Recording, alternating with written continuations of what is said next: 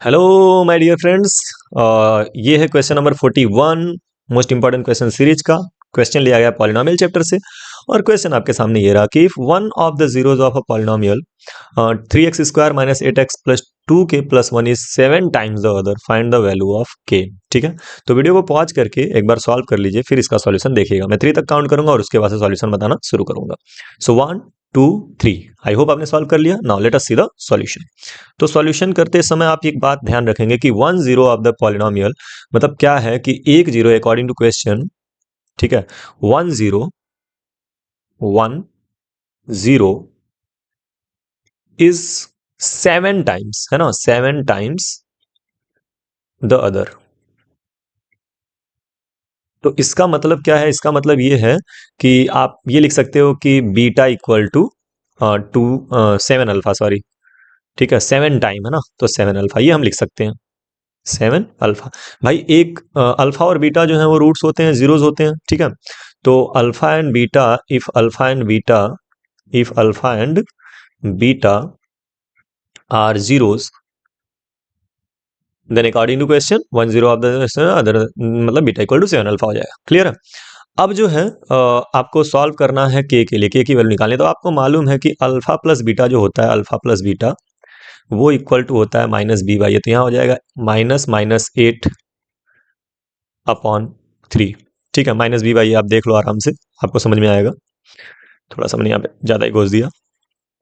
ये देखो यहाँ पे माइनस बी है ना, तो माइनस 8, तो माइनस और माइनस 8 अपॉन बी की वैल्यू यहाँ पे माइनस 8 है, तो माइनस बी होता है, तो माइनस माइनस 8 अपॉन 3। ना अल्फा प्लस बीटा कितना आ गया? ये आ गया 8 अपॉन 3। चलो इसको रख लेते हैं, काम आएगा ये। Now what is alpha into beta? So alpha into beta is C by A. तो सी यहाँ पे ये पूरा है। ठीक है, ये पूरा प्लस के साथ लेंगे तो ये हो जाएगा 2k प्लस 1 सी बाई ए की वैल्यू हो गई 3। नाउ एक चीज़ और ध्यान रखने वाली बात थी यहाँ पे, थोड़ा सा ध्यान रखना चाहिए था मुझे। यहाँ पे इसकी जरूरत नहीं है, इक्वेशन 1 की जरूरत नहीं है अभी। यहाँ पे आप एक काम कर सकते हो कि बीटा की जगह पे 7 अल्फा रख लोगे, तो ये इरेज कर लेते हैं इसको, थोड़ा सा हम आगे बढ़ा ले रहे हैं, देखो ध्यान से। तो यहाँ पे हो जाएगा अल्फा और प्लस बीटा की जगह पे क्या हो जाएगा? तो बीटा की जगह पे हो जाएगा 7 अल्फा और ये इक्वल टू हो गया 8/3। अब ये 7 और एक अल्फा मतलब क्या हो जाएगा? 8 अल्फा इक्वल टू 8/3। और 8 अल्फा की वैल्यू अगर आपके पास आ गई तो आपके पास अल्फा की वैल्यू भी आ जाएगी। यहाँ पे अल्फा की वैल्यू हो जाएगी 1/3। ध्यान से देखो, 8 से 8 कट जाएगा और अल्फा की वैल्यू क्या आ जाएगी? 1/3। तो इसको रख लेते हैं इक्वेशन नंबर 1। अब alpha into beta equal to 2k/3। Alpha की जगह पे हो गया 1/3 और बीटा के जगह पे, तो देखो अल्फा की जगह पे अगर 1/3 रखोगे तो फ्रॉम इक्वेशन 1 इसको 2 कर लो, इक्वेशन 1 इसको 1 करो। तो फ्रॉम इक्वेशन 1 जो होगा क्या हो जाएगा? बीटा इक्वल टू हो जाएगा 7/3। समझ रहे हो? तो यहाँ पे अल्फा की जगह पे 1/3 और बीटा की जगह पे क्या हो जाएगा? 7/3। तो बीटा की जगह पे हो गया 7/3, इसको इक्वेशन नंबर 3 कर सकते हो आप। तो 2 में अल्फा की वैल्यू 1/3 और बीटा की वैल्यू 7/3, तो ये हो जाएगा 1/3 और बीटा की जगह पे हो जाएगा 7/3 और ये equal to 2k plus 1 upon 3। Now 3 से एक 3 काट लो। ठीक है, तो ये हो गया 7/3 और ये इक्वल टू आ गया 2k plus 1 upon 1। Cross multiply करोगे जब, तो 7 का 1 में मल्टीप्लाई होगा तो 7 और 3 का मल्टीप्लाई जब 2k में होगा तो 3 2 जार 6k प्लस 3।